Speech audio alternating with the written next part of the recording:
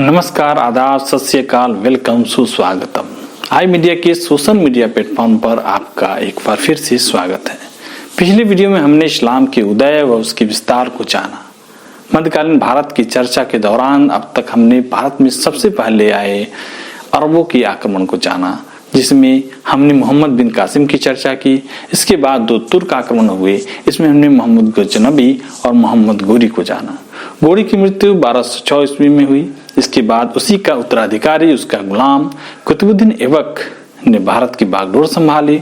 उसने भारत में गुलाम वंश या मामलुक वंश की स्थापना की। अगले 320 सालों तक भारत पर गुलामों का राज रहा। फैक्ट फाइल की इस कड़ी में हम भारत में पांव पसारते मुस्लिम राज की बारीकियों को जानेंगे।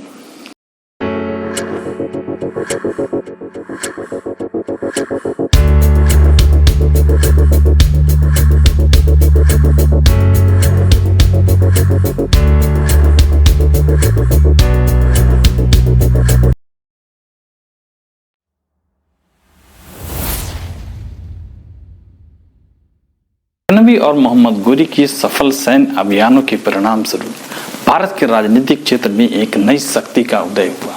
पहले तो लोगों को लगा कि हिंदू शासकों को मुस्लिम शासकों द्वारा प्रतिस्थापित किया जाएगा।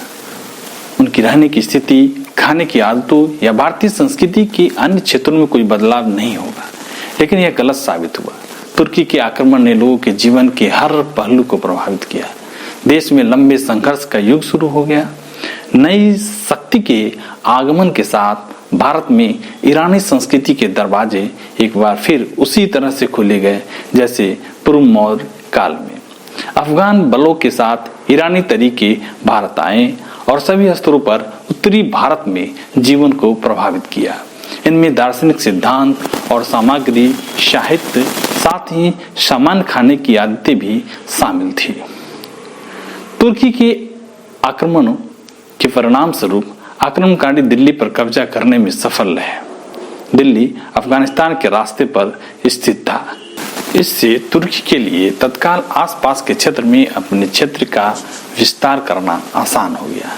दिल्ली के भारत के अन्य हिस्सों तक पहुंचना आसान था, अर्थात गंगा घाटी और पश्चिमी और दक्षिणी भारत। मोहम्मद गोरी का दिल्ली के चौहान शासकों ने भी विरोध किया था।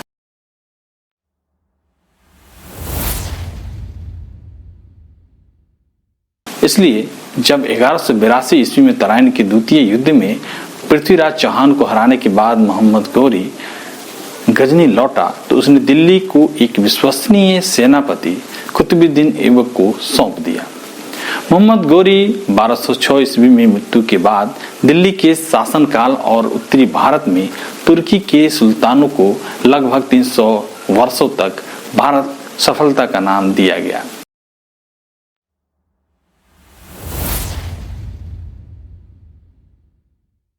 ईस्वी में मृत्यु के बाद दिल्ली के शासनकाल और उत्तरी भारत में तुर्की के सुल्तानों को लगभग 300 वर्षों तक दिल्ली सल्तनत का नाम दिया गया। तुर्की आक्रमणों के परिणाम स्वरूप विदेशी शासक देश में बस गए और इसे अपने निवास के रूप में स्वीकार कर लिया। यहीं से भारत में मुस्लिम राज की वास्तविक शुरुआत मान सकते हैं। मुस्लिम राज की पहली बागडोर संभाली एक गुलाम कुतुबुद्दीन ऐबक ने, यानी दिल्ली सल्तनत का पहला शासक कुतुबुद्दीन ऐबक बना। ऐबक का अर्थ होता है चंद्रमुखी, यानी चंद्रमा का देवता।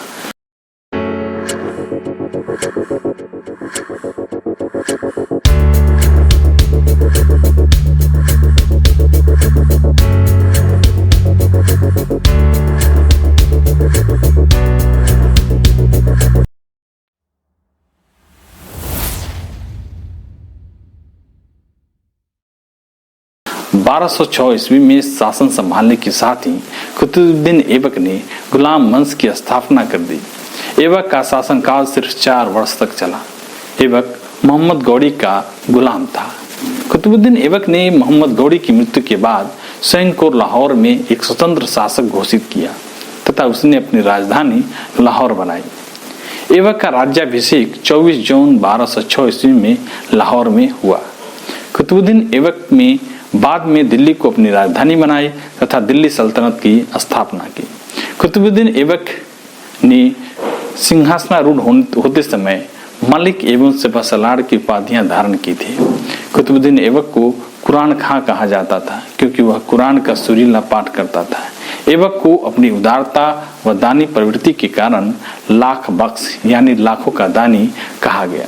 फरिश्ता के अनुसार कुतुबुद्दीन ऐबक के समय किसी भी दानशील व्यक्ति को ऐबक की उपाधि दी जाती थी।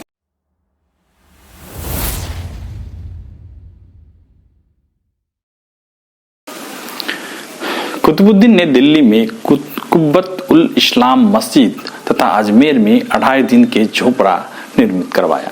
ऐबक ने दिल्ली में स्थित चौहान कालीन किलाए राय पिथौर नामक दुर्ग के निकट एक शहर का निर्माण कराया, जिसे दिल्ली के 7 शहरों में पहला शहर कहा जाता है। कुतुबुद्दीन ऐबक ने दिल्ली के प्रसिद्ध चिश्ती संत शेख कुतुबुद्दीन बख्तियार काकी की याद में कुतुब मीनार का निर्माण शुरू कराया। ऐबक के दरबार में हसन निजामी और फखरुद्दीन आदि विद्वानों का निवास था। हसन निजामी की ही रचना ताजुल नासिर है। कुतुबुद्दीन ने इल्तुतमिश को 1197 ईस्वी में अनहिलवार के युद्ध के दौरान खरीदा था। 1210 ईस्वी में लाहौर में चौगान खेलते समय घोड़े से गिरने के दौरान कुतुबुद्दीन ऐबक की मौत हो गई। ऐबक को लाहौर में दफनाया गया। कुतुबुद्दीन ऐबक का मकबरा भी लाहौर में ही स्थित है। कुतुबुद्दीन ऐबक की मृत्यु के बाद उसके पुत्र आराम शाह को शासक घोषित किया गया। आराम शाह को बंदी बनाकर इल्तुतमिश ने उसकी हत्या कर दी और स्वयं शासक बने।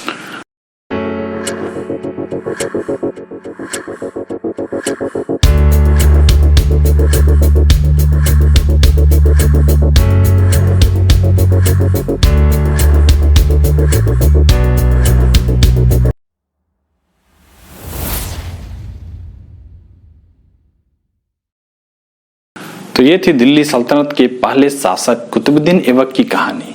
अगले वीडियो में हम चर्चा करेंगे ऐबक के दामाद इल्तुतमिश की, साथ ही मुस्लिम राजवंश में पहली शासक रजिया सुल्तान की। वीडियो पसंद आया हो तो लाइक, सब्सक्राइब, शेयर करना ना भूले। यदि मध्यकालीन भारत से जुड़ी आपके अंदर कोई और जिज्ञासा हो, कोई सवाल हो तो कमेंट बॉक्स में जरूर लिखें। हम अगले वीडियो में इस पर चर्चा करेंगे।